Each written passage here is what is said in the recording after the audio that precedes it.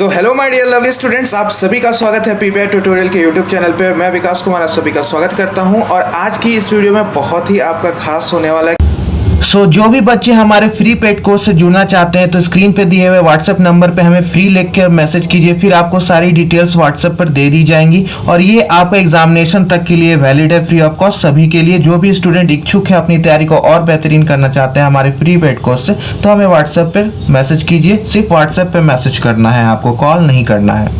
Classes के बारे में आपको टाइम शेड्यूल और कौन सा सब्जेक्ट किस दिन होगा उसके लिए आपको टेलीग्राम चैनल ज्वाइन करना होगा। टेलीग्राम चैनल का नेम है पीपीआई ट्यूटोरियल, स्क्रीन पे भी देख सकते हो, नहीं तो डिस्क्रिप्शन बॉक्स में लिंक है, उसको भी क्लिक करके आप जा सकते हो। जस्ट आपको पीपीआई ट्यूटोरियल सर्च करना होगा टेलीग्राम चैनल पे। वहाँ पर आपको फ्री ऑफ कॉस्ट सारा आपको क्लास का पीडीएफ, टाइम शेड्यूल और सही टाइम पे आने पर आपका टेस्ट भी कंडक्ट कराया जाएगा।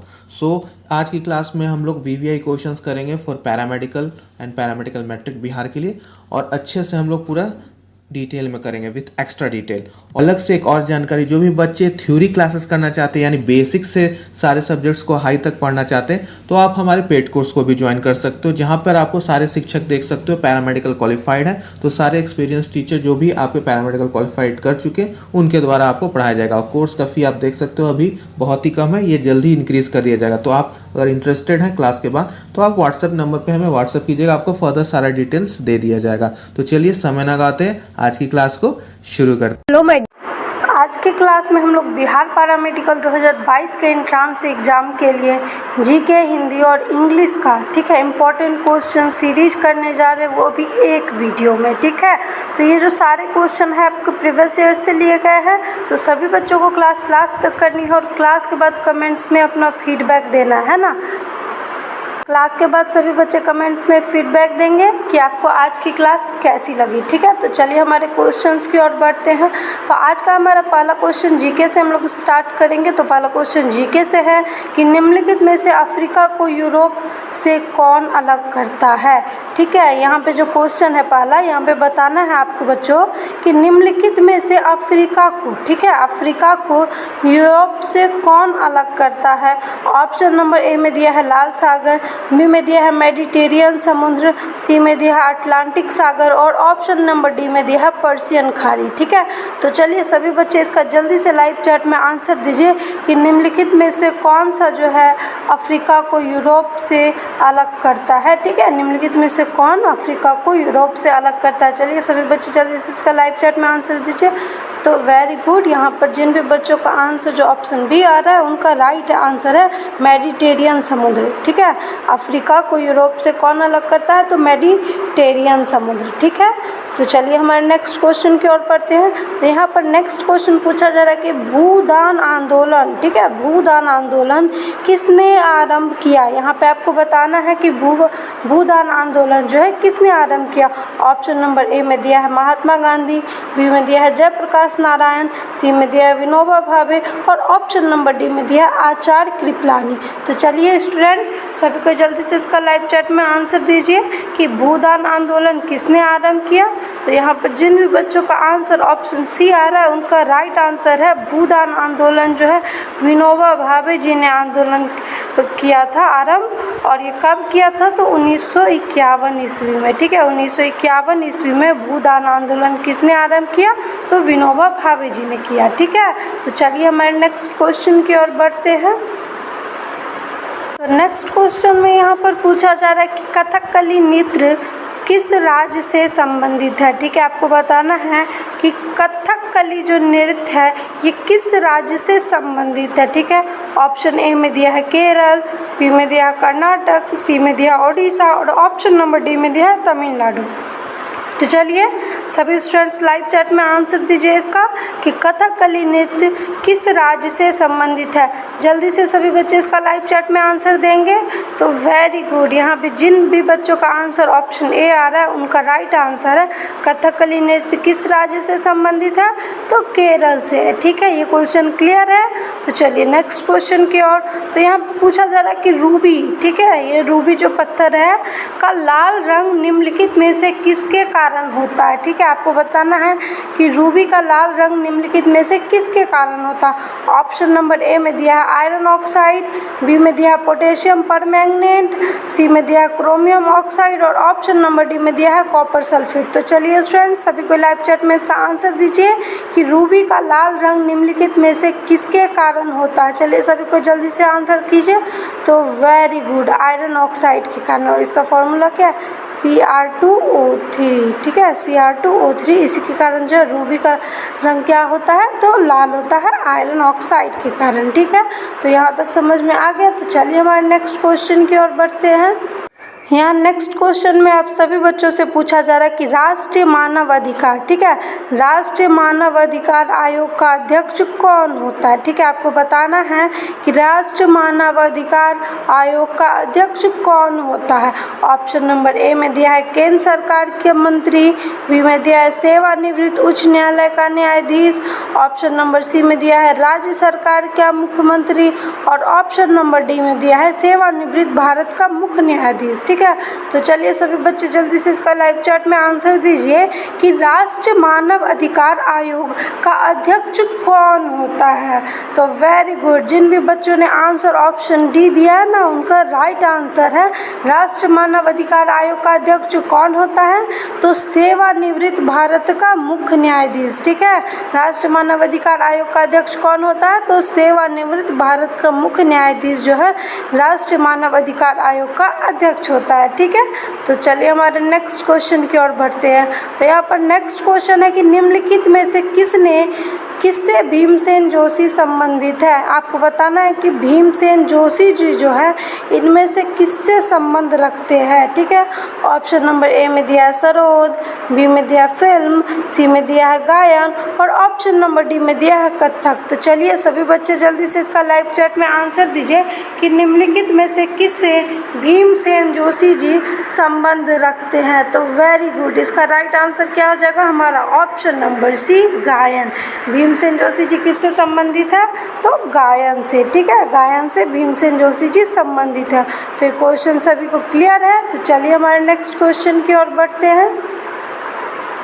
नेक्स्ट क्वेश्चन यहाँ पर आप सभी बच्चों से पूछा जा रहा है कि निम्नलिखित में से मशरूम क्या है। आपको बताना है कि निम्नलिखित में से मशरूम क्या है। ठीक है, ऑप्शन ए में दिया है काई, बी में दिया है कवक, सी में दिया है वायरस और ऑप्शन नंबर डी में दिया है बैक्टीरिया। तो चलिए सभी स्टूडेंट्स जल्दी से लाइव चैट में इसका आंसर दीजिए कि निम्नलिखित में से मशरूम क्या है। चलिए सभी बच्चे जल्दी से इसका फटाफट लाइव चैट में आंसर कीजिए कि निम्नलिखित में से मशरूम क्या है, काई है, कवक है, वायरस है या फिर बैक्टीरिया है। तो वेरी गुड, इसका राइट आंसर क्या हो जाएगा हमारा, ऑप्शन नंबर बी कवक। ठीक है, मशरूम क्या है, तो एक कवक है। कवक को इंग्लिश में क्या बोलते हैं, फंगी, और हम लोग स्टडी ऑफ फंगी क्या बोलते हैं, माइकोलॉजी।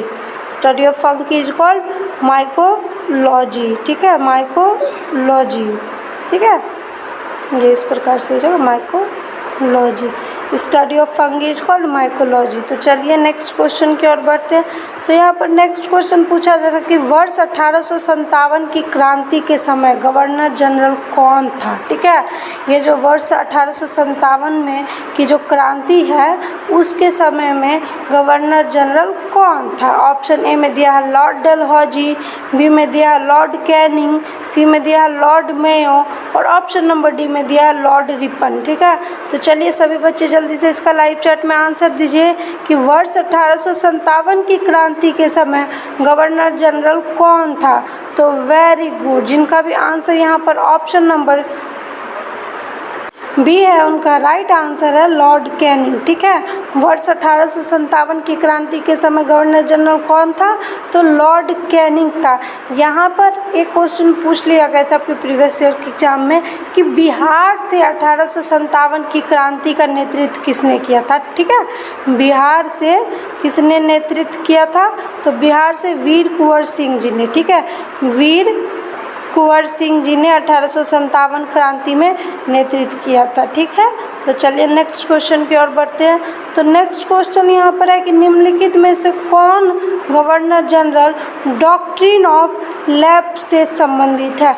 यहाँ पर जो क्वेश्चन पूछा गया है अगला कि निम्नलिखित में से कौन गवर्नर जनरल, ठीक है, कौन सा जो गवर्नर जनरल है वो डॉक्ट्रिन ऑफ लैप्स से संबंधित है। आपको बताना है कि कौन सा जो इनमें से डॉक्ट्रिन ऑफ लैप्स से संबंधित है। ऑप्शन ए में दिया लॉर्ड कैनिंग, बी में दिया लॉर्ड डलहौजी, सी में दिया लॉर्ड कॉर्नवालिस और ऑप्शन नंबर डी में दिया लॉर्ड रिपन। तो चलिए स्टूडेंट्स, इसका लाइव चैट में आंसर दीजिए कि निम्नलिखित में से कौन governor general doctrine of lapse से संबंधित है। तो वेरी गुड, जिन भी बच्चों ने आंसर ऑप्शन बी कर रहा है ना, उनका राइट आंसर है लॉर्ड डलहौजी। ठीक है, लॉर्ड डलहौजी जो है डॉक्ट्रिन ऑफ लैप्स से संबंधित है। ठीक है, तो ये हो गया। तो चलिए हमारे नेक्स्ट क्वेश्चन की ओर बढ़ते हैं। नेक्स्ट क्वेश्चन में यहाँ पे बच्चों आप सभी से पूछा जा रहा है कि निम्नलिखित में से किसकी वजह से एसिड रेन होता है। ठीक है, आपको बताना है कि एसिड रेन जो है किसकी वजह से होता है। ऑप्शन ए में दिया है जल प्रदूषण, बी में दिया है शोर द्वारा प्रदूषण, सी में दिया है भूमि प्रदूषण और ऑप्शन नंबर डी में दिया है वायु प्रदूषण। तो चलिए सभी बच्चे जल्दी से इसका लाइव चैट में आंसर दीजिए कि जल प्रदूषण किसके कारण एसिड रेन किसके कारण होता है। ठीक है, एसिड रेन किसके कारण होता है। चलिए स्टूडेंट सभी को जल्दी से लाइव चैट में आंसर दीजिए। तो वेरी गुड, इसका राइट आंसर क्या हो जाएगा हमारा ऑप्शन नंबर डी वायु प्रदूषण। ठीक है, वायु प्रदूषण के कारण से ही एसिड रेन होता है। ठीक है, तो यहाँ तक सभी को क्लियर है। तो चलिए हमारे नेक्स्ट क्वेश्चन की ओर बढ़ते हैं। तो यहाँ तक जो 10 क्वेश्चन थे वो हमारे जीके से थे। अब हम लोग हिंदी से भी इम्पोर्टेंट क्वेश्चन को देखेंगे जो आपके प्रीवियस ईयर में पूछे गए थे। ठीक है, तो यहाँ पे क्वेश्चन नंबर 11 में आप सभी बच्चों से पूछा जा रहा है कामदेव का पर्यायवाची है। आपको बताना है कि कामदेव का पर्यायवाची क्या है।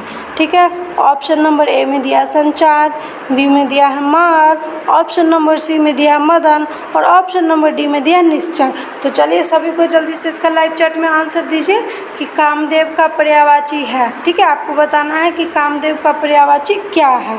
तो सबसे पहले हम लोग देखते हैं कि कामदेव का पर्यायवाची क्या क्या होता है। तो इसका पर्यायवाची होता है मार, मदन, मनोज, ठीक है, मनोज, काम और मीन केतु। ठीक है, मीन केतु ये सभी क्या है तो कामदेव के पर्यायवाची शब्द है। तो आप बता दीजिए कि इसका राइट आंसर क्या हो जाएगा।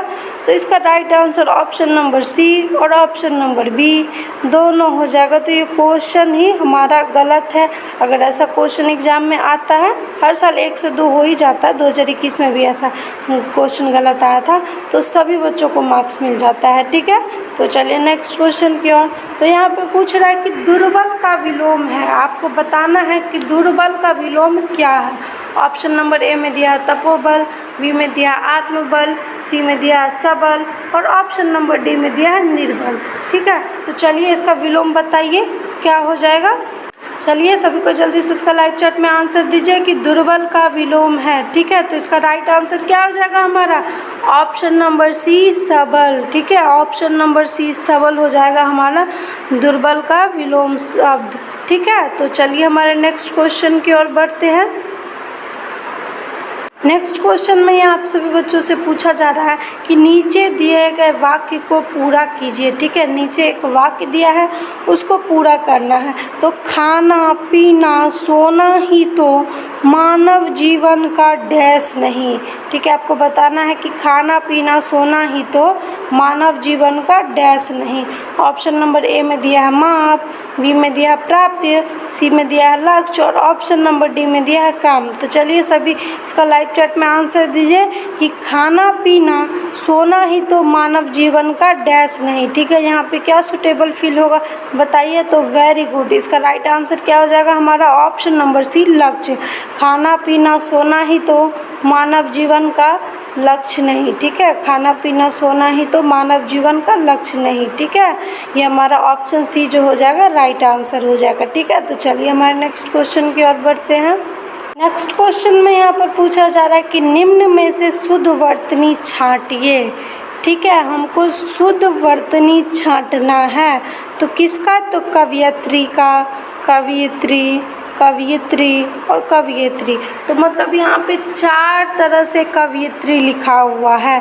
ठीक है, और यहाँ पे हमको छांटना है कि कौन सा कवियत्री जो है शुद्ध लिखा हुआ है। चलिए सबसे पहले हम लोग देख लेते हैं कि शुद्ध वर्तनी क्या होगा कवियत्री का। तो कवियत्री इस प्रकार से होता है कवियत्री। तो देखिए किस ऑप्शन में है, तो ऑप्शन सी में हमारा इस प्रकार से लिखा है कवियत्री। तो इस क्वेश्चन का आंसर क्या हो जाएगा स्टूडेंट, तो कवियत्री ऑप्शन नंबर सी वाला। ठीक है, तो ये क्वेश्चन सभी बच्चों को समझ में आ गया। तो चलिए हमारे नेक्स्ट क्वेश्चन की ओर। तो नेक्स्ट क्वेश्चन यहाँ पर मुहावरा से है, आपको बताना है कि पानी फेर देना मुहावरा का अर्थ है। ठीक है, पानी फेर देना मुहावरे का अर्थ क्या है। ऑप्शन नंबर ए में दिया व्यर्थ परिश्रम करना, बी में दिया है काम बिगाड़ देना, सी में दिया है इज्जत न रखना, और ऑप्शन नंबर डी में दिया है भरपूर लाभ होना। तो चलिए सभी को जल्दी से इसका लाइव चैट में आंसर दीजिए कि पानी फेर देना मुहावरे का अर्थ है। ठीक है, पानी फेर देना मुहावरे का क्या अर्थ है, तो वेरी गुड, इसका आंसर क्या हो जाएगा हमारा ऑप्शन नंबर सी। ठीक है, ऑप्शन नंबर सी, काम बिगाड़ देना। ठीक है, पानी फेर देना मुहावरे का अर्थ क्या होता है, तो काम बिगाड़ देना। मुहावरा भी हमारा बहुत इंपॉर्टेंट है, हर साल 1 से 2 क्वेश्चन पूछ ही लिए जाते हैं, तो आप लोग इसको भी देख लेना अच्छे से। ठीक है, नेक्स्ट क्वेश्चन में है यहाँ पर कि निम्न में से क्या एक अब्ज का अर्थ नहीं है। ठीक है, ऑप्शन ए में दिया कपूर, बी में दिया कमल, सी में दिया चंद्रमा, और ऑप्शन नंबर डी में दिया है पृथक। तो यहाँ पे आपको लाइव चैट में आंसर करना है आप सभी को कि निम्नलिखित में से कौन सा जो है एक अब्ज का अर्थ नहीं है। ठीक है, तो इसका राइट आंसर क्या हो जाएगा हमारा ऑप्शन नंबर डी पृथक। ठीक है, पृथक जो है हमारा अब्ज का अर्थ नहीं है। तो चलिए सबसे पहले हम लोग समझते हैं अब्ज किसको कहते हैं। अब्ज का अर्थ होता है जल से उत्पन्न। ठीक है, जल से उत्पन्न का अर्थ होता है हमारा अब्ज। ठीक है, तो हमारा कपूर, कमल, चंद्रमा, ये तीनों क्या है, तो अब्ज का एक अर्थ है, और शंख भी। ठीक है, शंख भी अब्ज का अर्थ है, लेकिन पृथक जो है अब्ज का अर्थ नहीं। पृथक मतलब क्या होता है, अलग करना। ठीक है, अलग करना, और अब्ज का अर्थ क्या होता है, तो जल से उत्पन्न। तो कपूर, चंद्रमा, कमल, ये तीनों क्या हो गए हमारे अब्ज के अर्थ हो गए, लेकिन पृथक अब्ज का अर्थ नहीं है। ठीक है, तो यहाँ तक सभी को क्लियर है। तो चलिए हमारे नेक्स्ट क्वेश्चन की ओर बढ़ते हैं। तो नेक्स्ट क्वेश्चन में यहाँ पर पूछा जा रहा है कि निम्न में से शुद्ध वाक्य का चयन कीजिए। हमको बताना है कि इनमें से कौन सा जो है शुद्ध वाक्य है। ठीक है, ए में दिया है सबसे नमस्ते, बी में दिया है तुमने मुस्कुरा दिया, सी में दिया है 7 बजने को 5 मिनट है, और डी में दिया है इसका उत्तरदायित्व मुझ पर है। तो चलिए सभी को जल्दी से इसका लाइव चैट में आंसर दीजिए कि इनमें से कौन सा जो है शुद्ध वाक्य है। ठीक है, तो वेरी गुड, इसका राइट आंसर क्या हो जाएगा हमारा ऑप्शन नंबर डी, इसका उत्तरदायित्व मुझ पर है। यहाँ पर देखिएगा सबसे नमस्ते, तो ये भी अशुद्ध है। तुमने मुस्कुरा दिया, ये भी गलत है। 7 बजने को 5 मिनट है। ठीक है, 7 बजने में 5 मिनट होता है ना, ये भी गलत है। तो हमारा राइट क्या हो जाएगा, इसका उत्तरदायित्व मुझ पर है। ठीक है, ये हमारा ऑप्शन नंबर डी जो है हमारा शुद्ध वाक्य है। ठीक है, तो चलिए नेक्स्ट क्वेश्चन की ओर। तो नेक्स्ट क्वेश्चन यहाँ पूछा निम्न में से किसका अर्थ सूक्ष्म है। ठीक है, सूक्ष्म। ठीक है, सूक्ष्म किसका अर्थ है हमको बताना है। तो ऑप्शन ए में दिया है इस प्रकार से अणु, ऑप्शन नंबर बी में दिया है इस प्रकार से अणु, सी में दिया है असित, और ऑप्शन नंबर डी में दिया है उभय। तो चलिए सभी को जल्दी से इसका लाइव चैट में आंसर दीजिए कि निम्न में से किसका जो अर्थ है सूक्ष्म कण है। ठीक है, तो वेरी गुड, इसका राइट आंसर क्या हो जाएगा हमारा ऑप्शन नंबर ए अणु। इस प्रकार से जो अणु होता है एटम, उसका अर्थ क्या होता है, तो सूक्ष्म। ठीक है, अणु का अर्थ क्या होता है, तो सूक्ष्म होता है। ठीक है, तो इतना सभी को समझ में आ गया। चलिए हमारे नेक्स्ट क्वेश्चन की ओर बढ़ते हैं। नेक्स्ट क्वेश्चन में आपको बताना है कि जो खाया जा सके। ठीक है, जो खाया जा सके के लिए एक शब्द है। ठीक है, जो खाया जा सके के लिए एक शब्द है। ऑप्शन ए में दिया खाद्य, बी में दिया चल, सी में दिया जड़, और ऑप्शन नंबर डी में दिया नवागंतुक। ठीक है, तो चलिए स्टूडेंट्स इसका लाइव चैट में आंसर दीजिए कि जो खाया जा सके। ठीक है, जो खाया जा सके के लिए एक शब्द है। ठीक है, तो वेरी गुड, इसका राइट आंसर क्या हो जाएगा हमारा ऑप्शन नंबर ए खाद्य। ठीक है, जो खाया जा सके इसके लिए एक शब्द क्या है, तो खाद्य है। ठीक है, तो चलिए नेक्स्ट क्वेश्चन की ओर। तो नेक्स्ट क्वेश्चन यहाँ पे पूछा जा रहा है कि निम्न में से वह शब्द चुनिए जिसमें उपसर्ग उपसर्ग सु नहीं जुड़ा है। तो उपसर्ग जानते हैं हम लोग क्या कहते हैं, जो शब्द के आगे लगता है उसको उपसर्ग कहते हैं और जो शब्द के पीछे लगता है उसको क्या कहते हैं, तो प्रत्यय कहते हैं। ठीक है, तो आपको यहाँ पर ऐसा शब्द चुनना है कि जिसमें उपसर्ग नहीं जुड़ा है। कौन सा उपसर्ग नहीं जुड़ा है, तो सु उपसर्ग नहीं जुड़ा है। ठीक है, तो ऑप्शन नंबर ए में दिया है सुकुमार, बी में दिया है सुमार्ग, सी में दिया है स्वयंभू और ऑप्शन नंबर डी में दिया है सुचेत। ठीक है, तो चलिए सभी को जल्दी से इसका लाइव चैट में आंसर दीजिए कि निम्न में से वह शब्द कौन सा है जिसमें सु उपसर्ग नहीं जुड़ा है। तो वेरी गुड, इसका राइट आंसर क्या हो जाएगा हमारा ऑप्शन नंबर सी स्वयंभू। ठीक है, स्वयंभू में जो है हमारा सु उपसर्ग नहीं जुड़ा है। यहाँ पे देखिए कहीं पर भी सु नज़र आ रहा है, नहीं, सुकुमार। ठीक है, सुकुमार में कुमार शब्द में जो है हमारा सु उपसर्ग जुड़ा है। किस में जुड़ा है, कुमार शब्द में हमारा सु उपसर्ग जुड़ा है। ठीक है, जैसे हमारा सुमार्ग, ठीक है, मार्ग शब्द में हमारा सु उपसर्ग जुड़ा है यहाँ पर। जैसे हमारा ऑप्शन नंबर डी में दिया सुचेत, तो यहाँ पर क्या सु उपसर्ग जुड़ा है किस में, तो चेत शब्द में। ठीक है, तो ऑप्शन नंबर ए, बी और डी में हमारा क्या है, तो सु उपसर्ग है, लेकिन सी में नहीं है। तो उपसर्ग से क्वेश्चन पूछा जाता है तो उपसर्ग आप सभी बच्चों का क्लियर होना चाहिए। ठीक है, तो हम लोगों ने 10 क्वेश्चन हिंदी से भी देखा। ठीक है, हिंदी से भी देखा। चलिए अब हम लोग नेक्स्ट इंग्लिश से क्वेश्चन देखते हैं। ठीक है,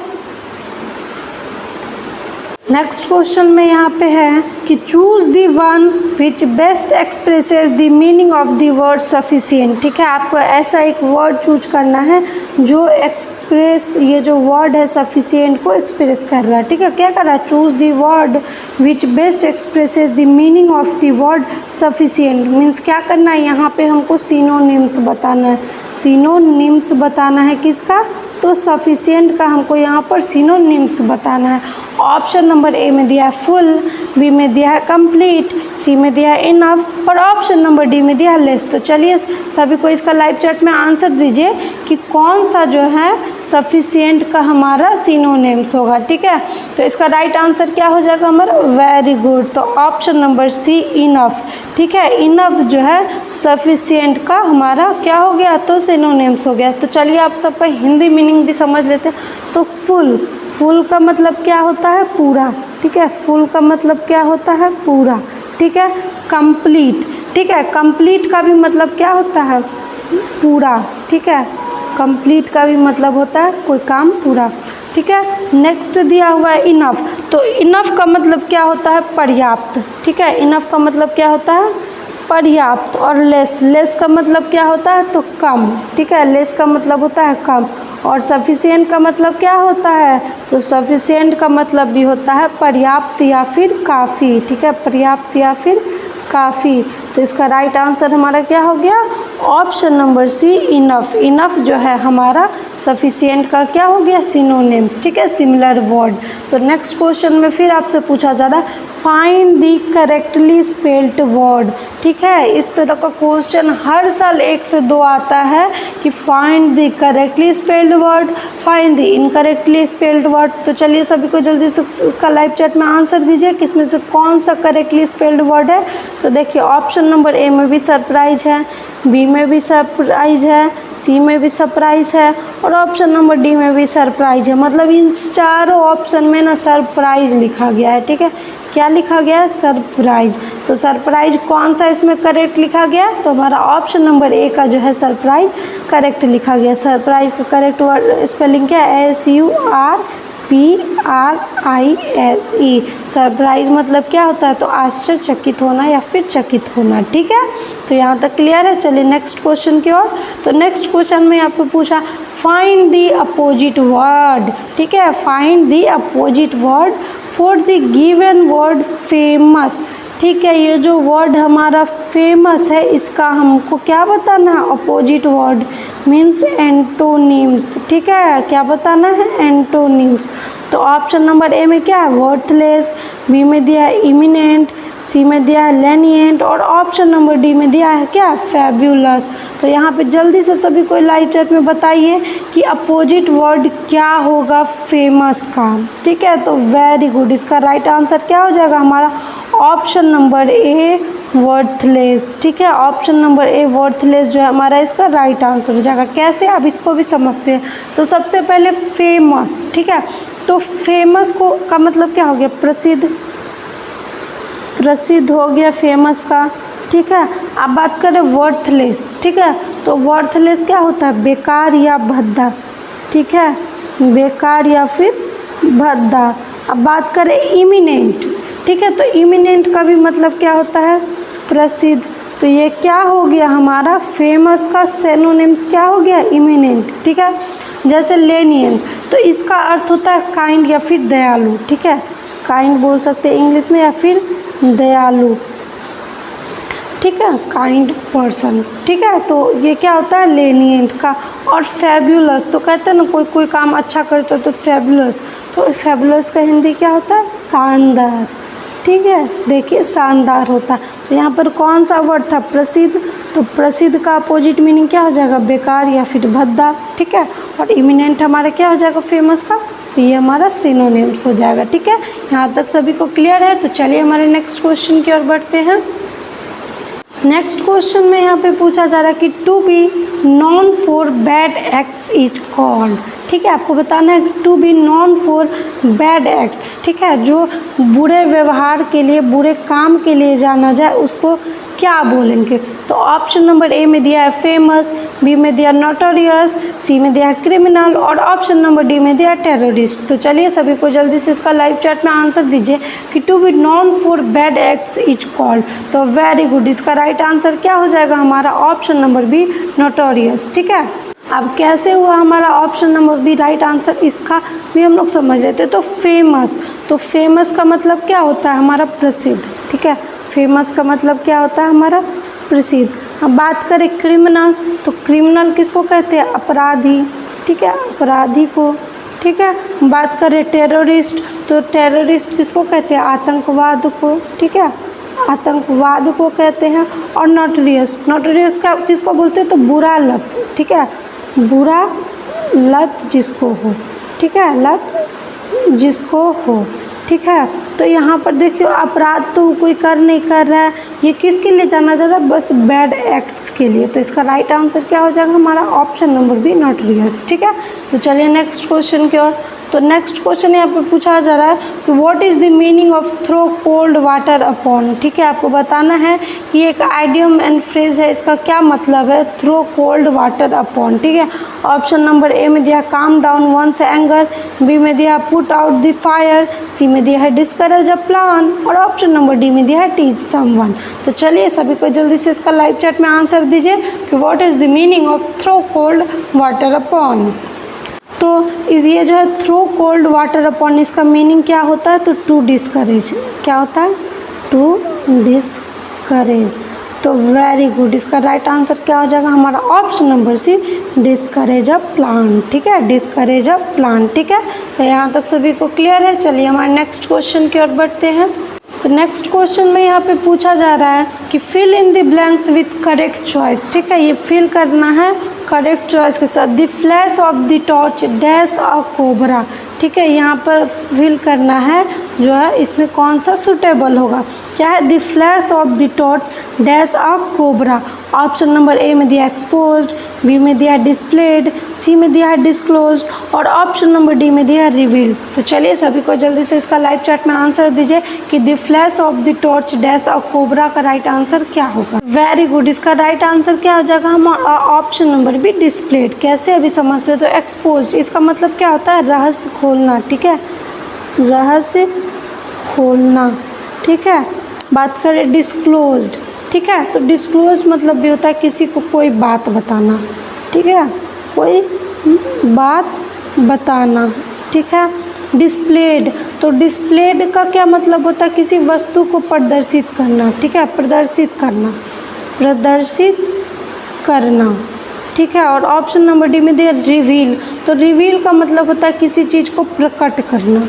ठीक है, प्रकट करना या कोई बात बताना। तो यहाँ पर क्या है कि कोई फ्लैश चला टॉर्च का, तो कोबरा क्या हुआ, डिस्प्लेड हो गया ना, नज़र आ गया ना। तो इसका राइट आंसर क्या हो जाएगा हमारा, ऑप्शन नंबर बी। ठीक है, तो चलिए नेक्स्ट क्वेश्चन की ओर बढ़ते हैं। तो नेक्स्ट क्वेश्चन में यहाँ पे है कि find the miss spelled word. ठीक है, आपको यहाँ पे मिस स्पेल्ड वर्ड फाइंड करना।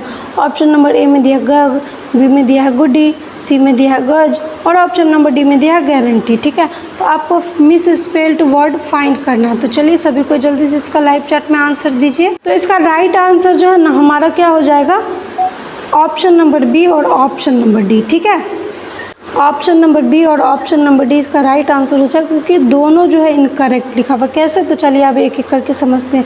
गैग तो ये सही लिखा हुआ है, इसका अर्थ होता है मापना या फिर नापना। ठीक है, गज अब इसकी बात करें तो इसका अर्थ होता है धुंधला। ठीक है, धुंधला। लेकिन ये जो गुडी है ये इस प्रकार से नहीं लिखाया जाता है, ये लिखा जाता है GAUDY, गॉडी। इसका मतलब क्या होता है, भड़कीला। ठीक है, भड़कीला। और गारंटी या वारंटी तो इस तरह से तो नहीं लिखते, क्या लिखते हैं, GUARANTEE।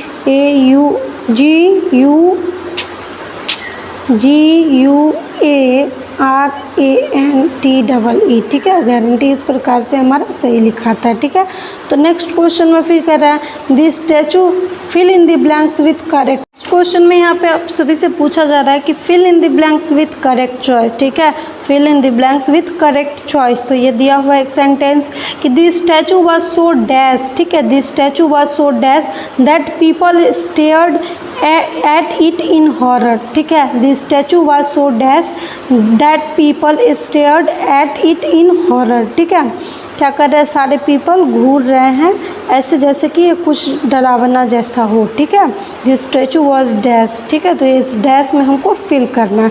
ऑप्शन नंबर ए में दिया है ग्रोटेस्क्यू, बी में दिया है एक्विसिट, सी में दिया है बेटिफिक और ऑप्शन नंबर डी में दिया है कम्बरसन। ठीक है, तो चलिए मैं आपको सबका हिंदी बता देती हूँ, तो सभी को जल्दी से लाइव चैट में आंसर दीजिए। तो ग्रोटेस्क्यू का मतलब क्या होता है, अजीबो गरीब। ठीक है, अजीबो गरीब। ठीक है, अजीबो गरीब। ठीक, बीटिफिक, तो बीटिफिक का मतलब क्या होता है, सूखी। ठीक है, बीटिफिक का मतलब क्या होता है, सूखी। इक्विसिट, इक्विसिट का मतलब क्या होता है, उत्कृष्ट, उत्कृष्ट। और कम्बरसन, कम्बरसन का मतलब होता है भारी। तो चलिए आप सभी को जल्दी से इसका लाइव चैट में आंसर दीजिए कि इसका राइट आंसर क्या होगा। तो वेरी गुड, इसका राइट आंसर क्या हो जाएगा हमारा, ऑप्शन नंबर ए ग्रोटेस्क्यू। ग्रोटेस्क्यू इसलिए होगा क्योंकि यहाँ पे क्या कर रहा है, घूर रहा है, कैसे ऐसे डरावना जैसा है, इसलिए। तो उत्कृष्ट तो होगा नहीं, तो राइट आंसर क्या हो जाएगा हमारा, ऑप्शन नंबर ए ग्रोटेस्क्यू। ठीक है, तो चलिए नेक्स्ट क्वेश्चन की ओर बढ़ते हैं। तो नेक्स्ट क्वेश्चन में यहाँ पे आप सभी बच्चों से पूछा जा रहा है कि find out which part has an error in the following sentence. ठीक है, तो कॉमन एरर से बच्चों एक क्वेश्चन हर साल पूछा जाता है। ठीक है, तो यहाँ पे यही बताना है कि सेंटेंस में कहाँ एरर है। ठीक है, if there is no error then your answer is D. अगर कहीं एरर नहीं है तो आंसर क्या होगा हमारा डी। तो ये सेंटेंस है, डिड ही टेल यू। ठीक है, डिड ही टेल यू, इतना पार्ट कितना में दिया हुआ, तो ए में। Why he has not come yesterday, क्या उसने तुमको कहा कि वो क्यों कल नहीं आया था। ठीक है, तो अब देखें यहाँ पे डिड है, डिड हम लोग कब यूज करते हैं, पास्ट में। ठीक है, और यस्टरडे है, ये भी हम लोग पास्ट में यूज करते हैं। लेकिन ये जो हैज़ है, हैज़ किस में यूज करते हैं, तो प्रेजेंट के लिए। ठीक है ना, टेंस पढ़े है ना कि हैज़ हैव का यूज किस में होता है, तो प्रेजेंट टेंस के लिए। और डिड और ये तो पास्ट के लिए, और यस्टरडे यहाँ पे शो कर रहा है पास्ट का बात हो रहा है। तो यहाँ पे पूरे सेंटेंस से क्या समझ में आ रहा है कि यहाँ पे पास्ट के लिए बात हो रहा है, लेकिन यहाँ पे हैज़ नॉट हो नहीं होगा, क्या होता है, हैड नॉट। ठीक है, हैड नॉट होता है या फिर हैड नॉट। ठीक है, तो इसका राइट आंसर क्या हो जाएगा हमारा, ऑप्शन नंबर बी। ठीक है, ऑप्शन नंबर बी हो जाएगा क्योंकि यहाँ पर गलती है। ठीक है, यहाँ पर एरर है। तो चलिए नेक्स्ट क्वेश्चन की ओर बढ़ते हैं। नेक्स्ट क्वेश्चन है choose the one which best expresses the meaning of the word hopeful. ठीक है, इसमें से आपको ऐसा वर्ड चूज़ करना है जो होपफुल का अच्छा मीनिंग बताता हो, मीन्स होपफुल का सिनोनिम्स। ठीक है, आपको क्या बताना, होपफुल का सिनोनिम्स। ठीक है, तो ऑप्शन नंबर ए में दिया एक्सपेक्ट, बी में दिया एक्सेप्ट, सी में दिया है इम्प्रेस और ऑप्शन नंबर डी में दिया एम्बेरेस। तो चलिए सभी को जल्दी से इसका लाइव चैट में आंसर दीजिए कि इसका राइट आंसर क्या हो जाएगा। तो वेरी गुड, जिनका भी आंसर ऑप्शन ए है उनका राइट आंसर है होपफुल का सिनोनिम क्या हो जाएगा, एक्सपेक्ट। तो चलिए आइए समझते हैं। तो एक्सपेक्ट का मतलब क्या होता है, आशा या फिर उम्मीद। ठीक है, आशा या फिर उम्मीद। बात करें एक्सेप्ट, तो एक्सेप्ट का मतलब क्या होता है, स्वीकार करना। ठीक है, स्वीकार करना। ठीक है, यहाँ पे दिया इम्प्रेस, तो इम्प्रेस का मतलब होता है ना किसी को खुश करना या फिर मोहित करना। ठीक है, मोहित करना। और बात करें एम्बेरेस, तो एम्बेरेस मीन्स परेशान करना है, किसी को बेइज्जत करना, ठीक है। तो राइट आंसर क्या हो जाएगा हमारा ऑप्शन नंबर ए, क्योंकि होपफुल का मतलब भी क्या होता है, आशा, आशावादी, ठीक है। होपफुल का मतलब भी होता है आशा। तो ये सिमिलर वर्ड है, इसीलिए जो है होपफुल का जो करेक्ट मीनिंग हो जाएगा क्या हो जाएगा हमारा, एक्सपेक्ट। तो ठीक है, तो ये इतना ही आज के क्लास में। ये हम लोगों ने 10 क्वेश्चन इंग्लिश से भी देखा। तो आज के क्लास में बस इतना ही, मिलेंगे नेक्स्ट क्लास में। अगर क्लास अच्छी लगी है तो क्लास को लाइक कीजिए और अपना फीडबैक ज़रूर दीजिए, कि जब आप लोग फीडबैक देते हैं तो हम लोग को क्लास लाने में अच्छा लगता है, ठीक है, बहुत ज़्यादा मोटिवेशन मिलता है। इसलिए सारे स्टूडेंट से रिक्वेस्ट है कि क्लास के बाद सभी कोई कमेंट्स में अपना फीडबैक दीजिए कि आपको क्लास कैसी लगी है, ठीक है।